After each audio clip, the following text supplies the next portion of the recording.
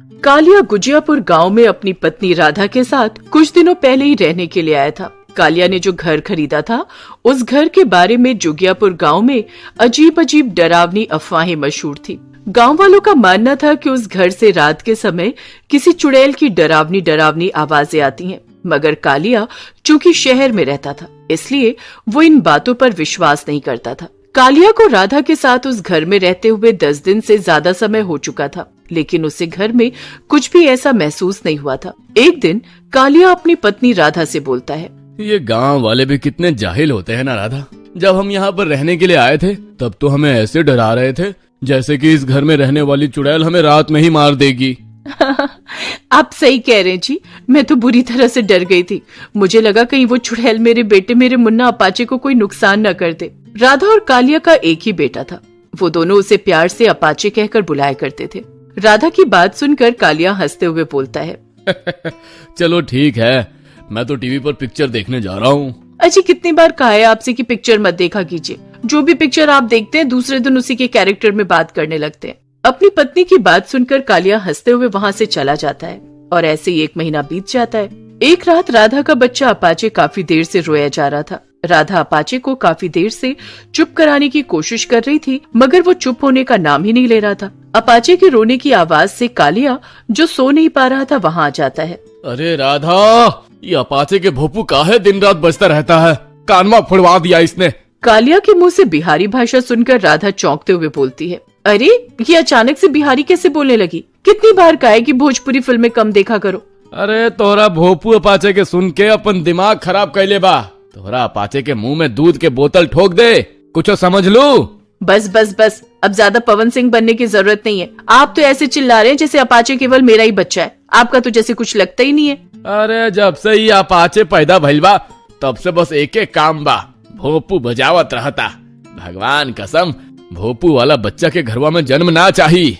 इतना बोलकर कालिया गुस्से में वहाँ से चला जाता है और अपने कमरे में जाकर सो जाता है।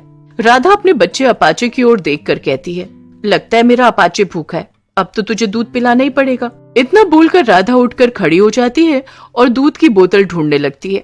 राधा पूरा घर छान मारती है, लेकिन उसे दूध की बोतल नहीं मिलती और ऊपर से अपाचे हलक फाड़ फाड़ कर चिल्लाए जा रहा था। ये देखकर राधा अपने आप से कहती है, अरे अब तो मेरे कानों में भी दर्द होने लगा है, कहाँ गई दूध की बोतल? तभी राधा की नजर एक बंद कमरे पर पड़ती है। राधा और कालिया जब से रहने के लिए उस घर में आए थे, तब से उन्होंने वो कमरा नहीं खोला था। ना जाने क्यों राधा के कदम उस कमरे की ओर मुड़ जाते हैं। राधा उस कमरे को खोल कर देखती है। राधा की नजर वहां पर रखी हुई दूध की बोतल पर पड़ती है, जो कि बिल्कुल साफ थी। राधा उस दूध की बोतल को उठा लेती है और रसोई घर में आ जाती है। राधा दूध की बोतल में दूध पलटने के लिए जैसे ही बोतल खोलती है, अचानक ही बोतल से काला धुआं निकलता है और वो काला धुआं एक चुड़ैल में बदल जाता है। ये देखकर राधा बुरी तरह से डर जाती है और कांपते हुए कहती है, कौन हो तुम? आंख से अंधी है क्या? दिखाई नहीं देता? मैं एक चुड़ैल हूँ, गुलिया चुड़ैल। ये सुनकर राधा चौंक जाती है। गुलिया चुड़ैल? बेवकूफ, जब मैं जीवित थी तब मेरा नाम गुलिया था। अब मैं चुड़ैल बन गई हूँ, इसलिए मैं गुलिया चुड़ैल ही कहलाऊंगी ना। बरसों से मैं इस दूध की बोतल में बंद थी, अब मैं आजाद हो गई हूँ, इसलिए अब मैं किसी को नहीं छोड़ूंगी।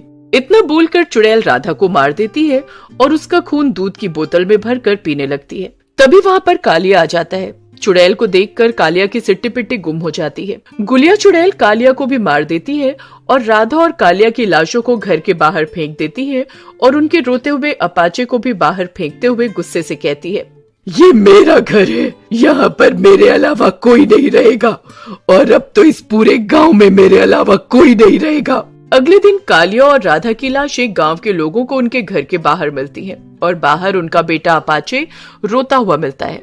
गांव का मुखिया डरते हुए गांव के लोगों की ओर देखकर कहता है, अरे गांव वालों, इस शहरी आदमी को बहुत समझाया था लेकिन नहीं माना। देखो ये भी मर गया और इसकी पत्नी। तभी भीड़ में से रंगा नाम का एक युवक निकलते हुए मुखिया से कहता है, मुखिया जी, समझ में नहीं आ रहा कि आखिर उस चुड़ैल ने बच्चे को क्यों मारा। रंगा इतना कहता ही है कि तभी मुखिया गुस्से से रंगा की तरफ आता है और एक जोरदार चांटा मारते हुए रंगा से कहता है, अरे तो तू क्या चाहता था कि चुड़ैल इस बच्चे को भी मार देती? तभी भीड़ में से 80 वर्षीय विधवा चंपाताई निकलकर बोलती है, मेरा मन कहता है कि वो चुड़ैल हम सब लोगों को मारकर कहीं खा न जाए। जल्दी से किसी साधु या तांत्रिक को बुलवाओ। मुखिया गुस्से से चंपाताई की ओर देखकर बोलता है, अरे चिंता मत करो चंपाताई, चुड़ैल तुम्हें नहीं खाएगी।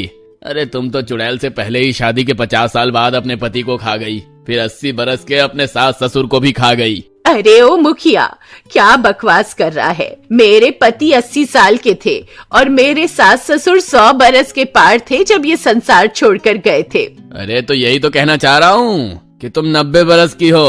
चुड़ैल का तुम्हें खाकर कोई भला नहीं होने वाला। कुछ देर बाद मुखिया कालिया के रिश्तेदारों को खबर कर देता है। कालिया के रिश्तेदार अपाचे को वहाँ से ले जाते हैं। मुखिया उसी दिन एक तांत्रिक को बुला लेता है। तांत्रिक उस घर के बाहर तंत्र मंत्र पढ़ने लगता है। तभी वहाँ पर काला धुआं फैलने लगता है और वो काला धुआं एक चुड़ैल में परिवर्तित हो जाता है। साधु तांत्रिक चुड़ैल को देखकर गुस्से से कहता है, कौन है तू? मैं गुलिया चुड़ैल हूँ। तूने कालिया और उसकी पत्नी को क्यों मारा?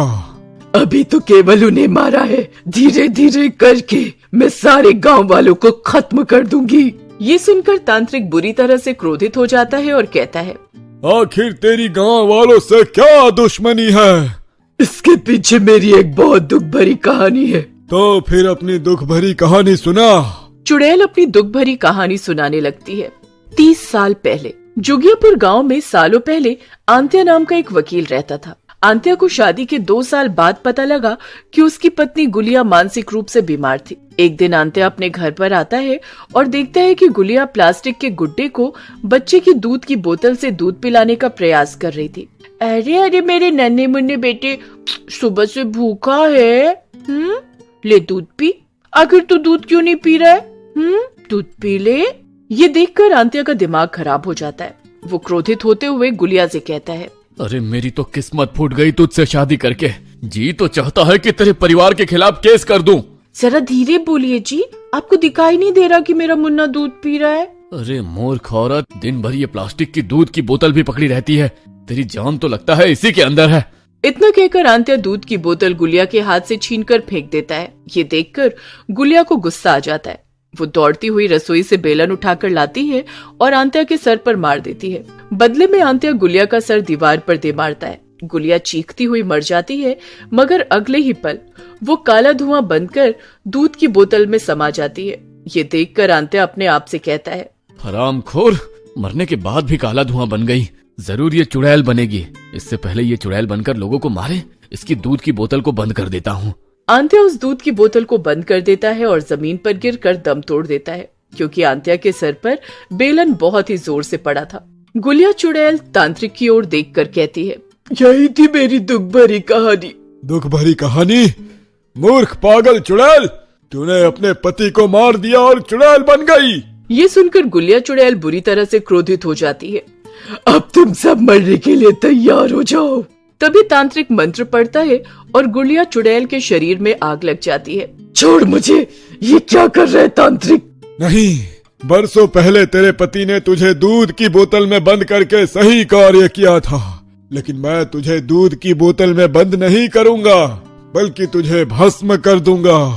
चुड़ैल कुछ ही देर में जलकर राख हो जाती है और गांव वालों को गुलिया चुड़ैल से मुक्ति मिल जाती है। तांत्रिक ने गुलिया चुड़ैल से सबको बचा लिया था।